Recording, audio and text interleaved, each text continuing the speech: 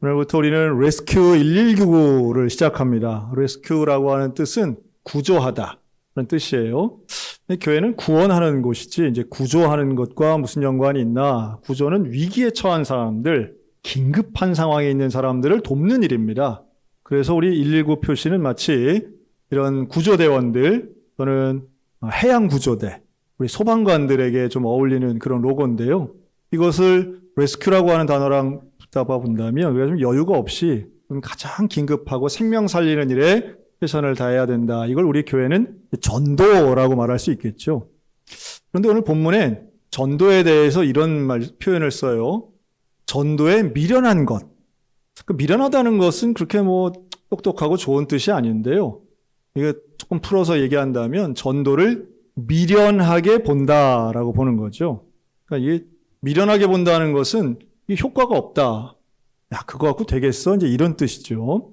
그러니까 전도하는 것보다, 즉 복음을 전파하는 것보다 우리가 인생에 어떻게 하면 좀 행복해질까? 어떻게 하면 대박의 정보를 얻을까? 어떻게 하면 인생에 묘수가 있을까? 찾는 사람들에게 복음 전파는 좀 미련해 보이고 답답해 보인다라고 하는 뜻으로 좀 해석할 수 있겠습니다. 그래서 이제 두 종류의 사람을 제시하는데요. 하나는 유대인이고 또 하나 헬라인이죠. 유대인들에게는 거리낌이 되고 헬라인들에게는 이게 좀 무시당하는 일이 된다는 거예요. 거리낌이라고 하는 건 이들에게는 율법과 비교해서 예수님의 부활을 거절하죠. 그래서 이들은 오히려 표적을 구하고요. 헬라인들, 이방인에게 속하는 이 헬라인들은 지혜를 구하는데 자기들이 가지고 있는 지혜가 성경의 복음의 진리보다 우선된다고 하는 겁니다. 그럼 오늘날 우리들하고 좀 비슷하죠. 뭐냐하면 복음의 진리를 받아들이지 않는 사람들의 특징이 있습니다. 전도를 좀 무시하고 미련하게 보는 건데요. 그 이유가 믿어지지 않기 때문인 거예요. 뭘 안 믿느냐 하면 영적 세계를 안 믿는 거죠. 하나님의 존재, 천국과 지옥에 대해서 믿지 않고 성경의 진리성에 대해서 믿지 않는 분들은 이런 복음, 예수님, 십자가 이런 이야기가 아주 고리타분하고 재미도 없지만 나에게 불필요하게 들린다는 거예요. 그러니까 그렇구나, 불신자인 거죠. 또 있습니다. 그런데 이분들이 그렇다고 해서 세상의 원리를 아무것도 안 믿냐? 그건 아니에요. 믿는 것들이 있죠. 예를 들면 오늘날 우리들은 과학을 믿고요. 되게 의학을 믿습니다.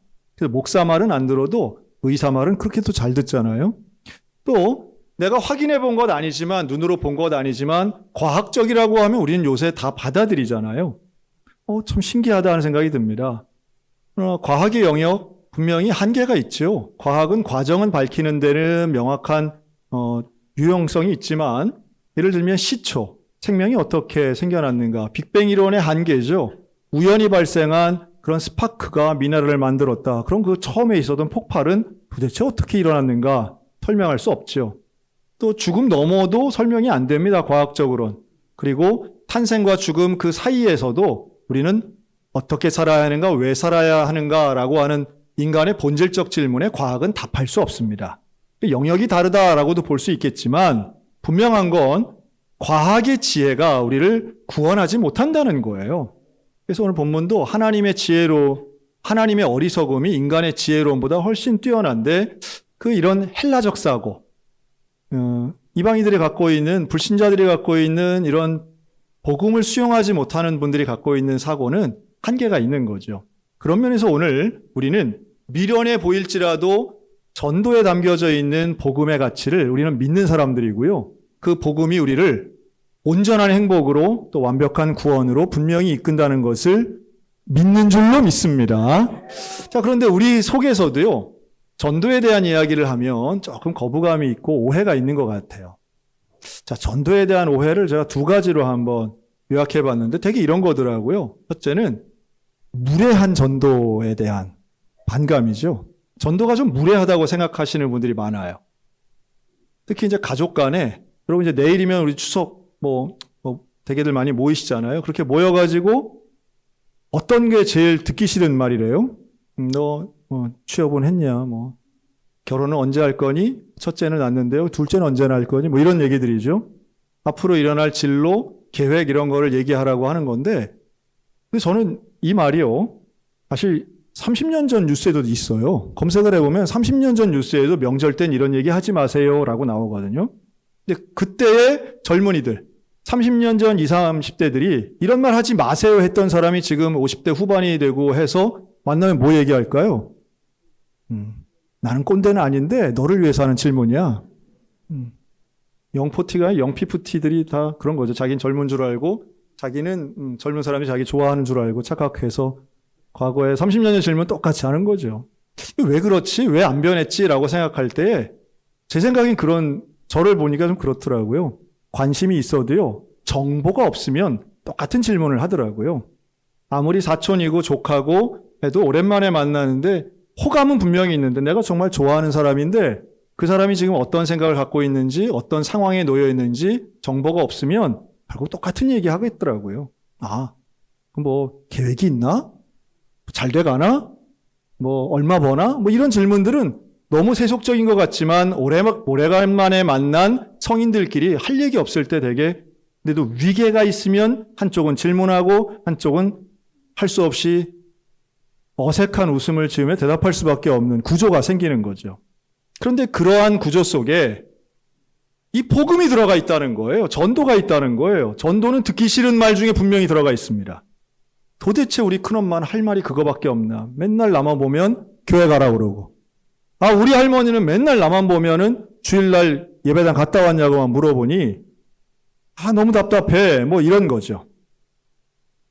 전도 다 좋은데 가만히 두면 알아서 잘할 텐데 왜 그렇게 무례하게 불쑥불쑥 나도 다 컸는데 나도 어른인데 왜 이러는지 모르겠어. 자, 저는 여기서 여러분 가만히 두면 다 잘하든가요? 그렇지 않죠. 물론 찌른다고 다 잘하지도 않습니다. 하지만 가만히 둘 수도 없는 게 현실이죠. 전도가 무례하다라고 하는 건 전도에 대한 개념이 조금 다르기 때문인 것 같아요. 여러분 전도는요. 헬라어로는 케리그마라고 하는 단어인데 이게 선포입니다. 선포. 그래서 굳이 따진다면 이 성경적 전도는 사실은 설교에 가까워요. 복음을 설명하고 복음을 선포하는 겁니다.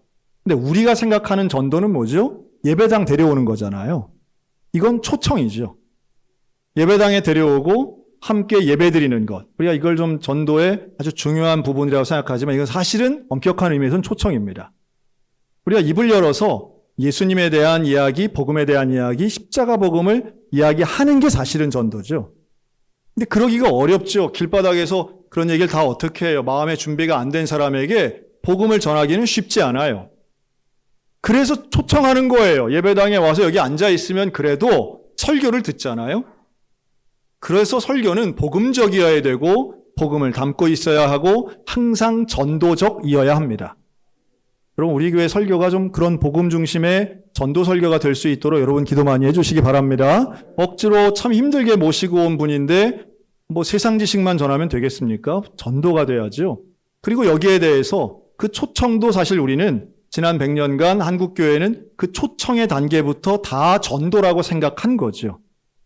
그러다 보니 초청의 방법이 조금 거칠거나 또 때로는 조금 좀 급하게 하다 보니까 미숙한 면도 분명히 있고 상대방을 배려하지 않은 초청도 있을 수는 있겠으나 그렇다고 해서 전도가 필요하지 않은 것은 아닙니다.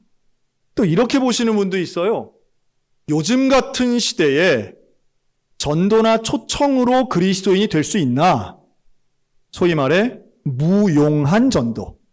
그러니까 무례한 전도에 대한 오해와 무용한 전도에 대한 오해가 있다고 저는 생각합니다.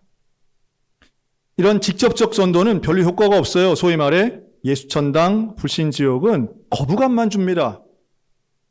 그럼 어떻게 전도해야 되나요? 정직하고 성실하게 내가 할 일을 열심히 잘하면 옆에 있는 사람이 나의 인생을 보고 존경하여 그리스도인이 될 것입니다. 여러분 이거 잘 생각해 보세요. 내 가까이에 있는 사람이 성실하고 정직하고 훌륭하면 예수님을 칭찬할까요? 그 사람을 칭찬할까요? 사람을 칭찬하게 되어 있습니다. 이것이 그리스도인이 되는 전도가 되기 위해선 반드시 이 칭찬 듣고 있는 좋은 사람의 입에서 예수님에 대한 이야기 나와야 되는 거예요. 여러분, 전도는요, 전도만이 전도할 수 있습니다. 다른 것으로 대체할 수 있다고 생각하는 것은 전도의 오해입니다.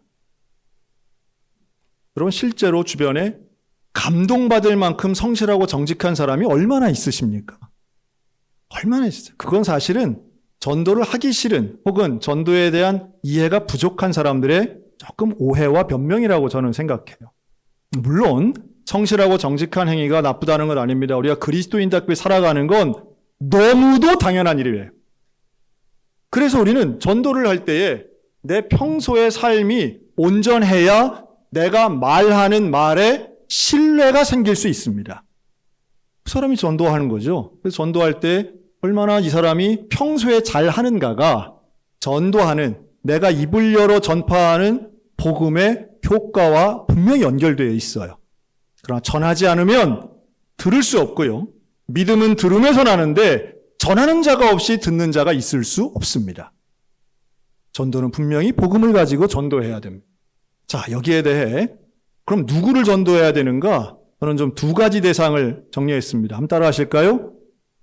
아는 사람 전도하자. 그럼 또 하나는 뭘까요? 한 번 더요? 모르는 사람도 전도하자. 이렇게 도는 거죠. 그럼 아는 사람은 누가 있을까요?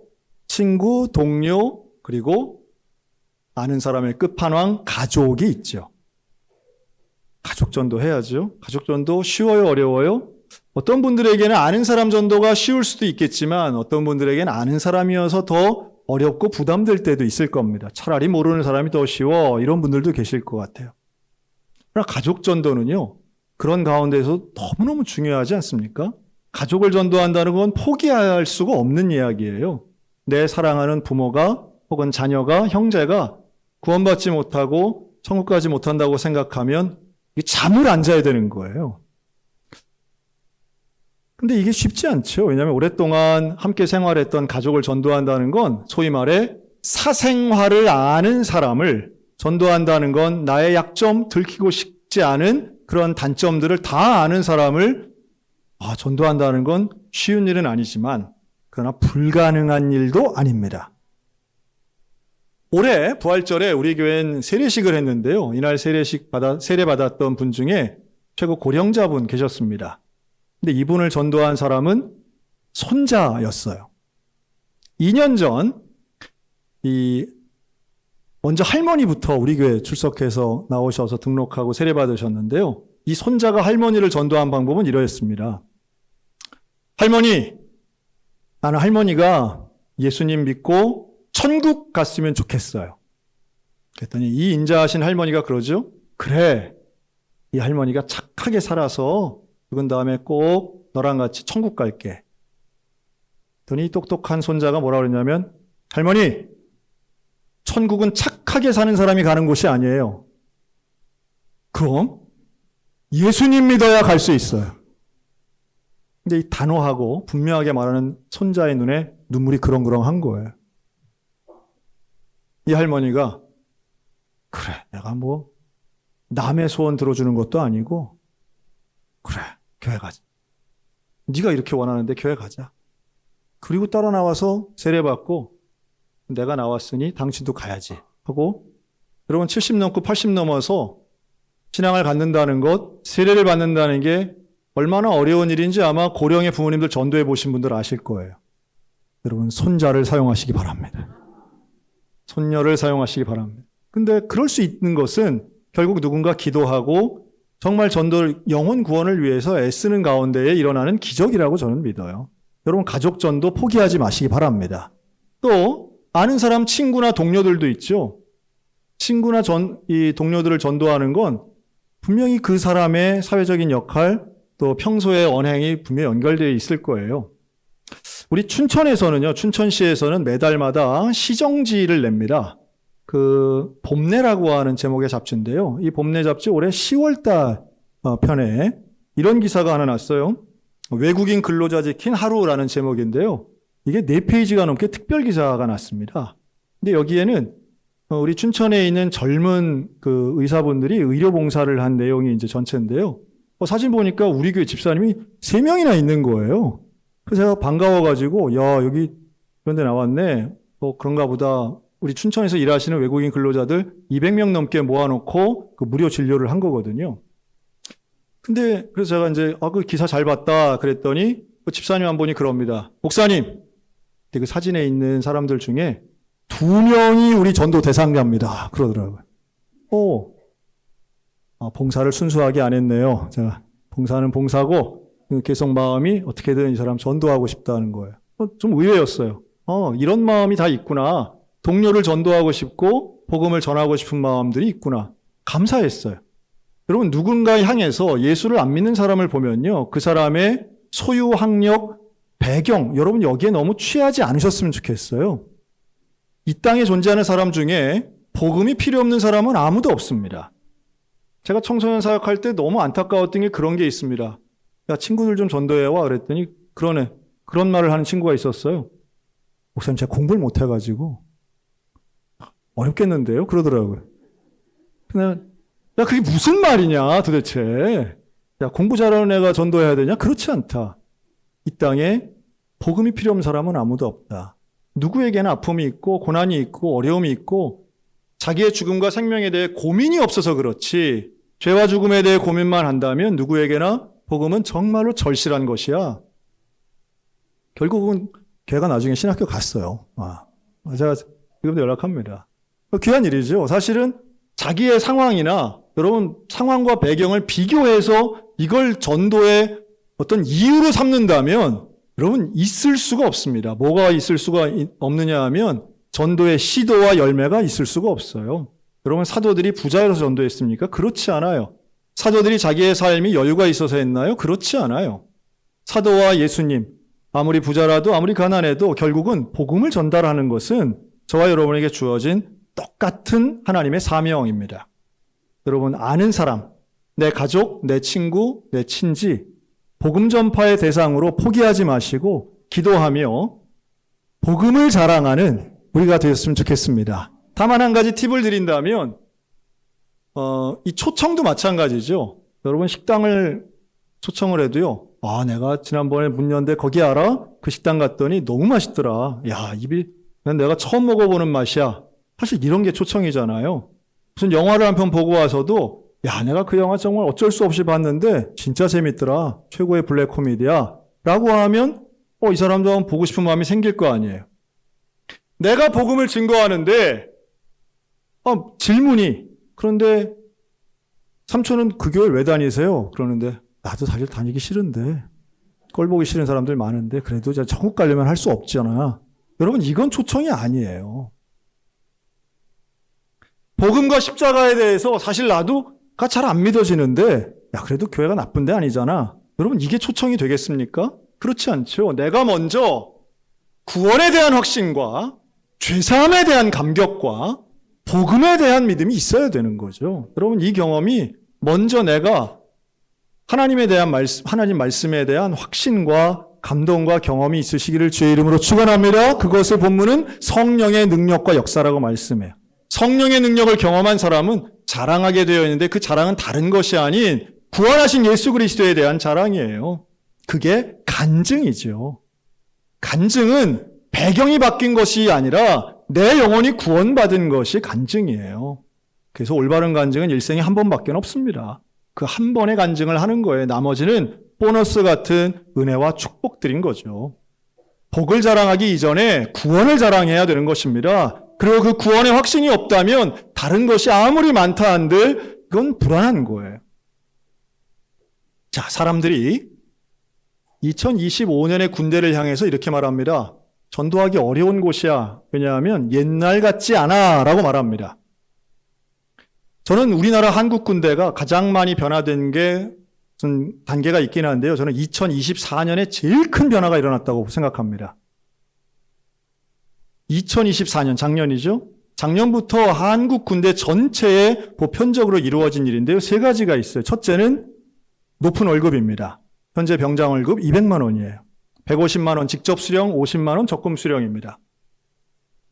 돈이 많아졌어요. PX가 매출이 역대 최고를 계속해서 경신하고 있습니다. 두 번째는 이거보다 더 큰 건데요. 두 번째는 스마트폰의 보급입니다. 주중에는 오후 5시 반이 되면 스마트폰 가질 수 있고요. 오늘 같은 주말에는 24시간 가지고 있습니다. 군인들이 스마트폰 가지고 뭐 할까요? 놀랍게도 택배가 가능합니다. 배달의 민족도 되고요. 쿠팡도 됩니다. 다 돼요. 사제 물건 다 반입됩니다. 다 쓰고 있고요. 그걸 다 배달해서 쓰고 있습니다. 자기 동네 군부대 근처에 배달하는 게 별로 없는 곳이 그렇지요. 있기만 하면 다 배달이 되면 음식도 배달됩니다. 상상 초월이죠. 놀랍습니다. 돈은 많이 받았고 배달이 되고 스마트폰으로 모든 게 다 됩니다. 이게 재작년에 전역한 사람들은 또 다르더라고요. 이런 이해가 없어요. 그랬더니 지금 와서 문제가 되는 것은 스마트폰 가지고 하는 도박입니다. 그리고 최근 어제 뉴스죠. 억대 도박으로 적발된 현역 사병들의 문제들이 나왔어요. 100명이 넘더라고요. 억대 도박을 하고 있어요. 돈이 있으니까요. 자, 이런 상황이에요. 이 친구, 그리고 수평적 구조죠. 더 이상 선임병과 같은 내무반을 쓰지 않습니다. 1인 1침대를 사용하면서요. 방 안에 자기 같은 또래들이 있습니다. 간부들이 존댓말하고요. 학교하고 좀 비슷합니다. 부모님이 항의합니다. 아들, 딸에 대해서 뭔가 부당한 일이 있으면요. 스마트폰으로 금방 고발하고 사진 찍고 증거 남기고요. 그리고 부모들은 법적 조치도 합니다. 좀 다르죠? 확실히 달라졌어요. 물론 나쁘게 보시는 분들도 있고 좋게 보시는 분들도 있어요. 자, 문제는 뭐냐 하면 그렇기 때문에 교회로 초청할 수 있는 방법이 별로 없어요. 초코파이요? 애들 먹지도 않습니다. 쳐다도 안 봐요. 다른 방법이 없어요. 애들 그냥 그 시간에 옛날에 정말 옛적 얘기를 한다면 내무반이 힘들어서 교회 오던 시절이 있었습니다. 내무반에 있으면 피곤하고 힘들고 눈치 보이니까 교회 와서 예배당 와서 편하게 자던 시절이 있었습니다. 지금 그렇지가 않아요. 누구나 누워 있을 수 있고 스마트폰 할 수 있어요.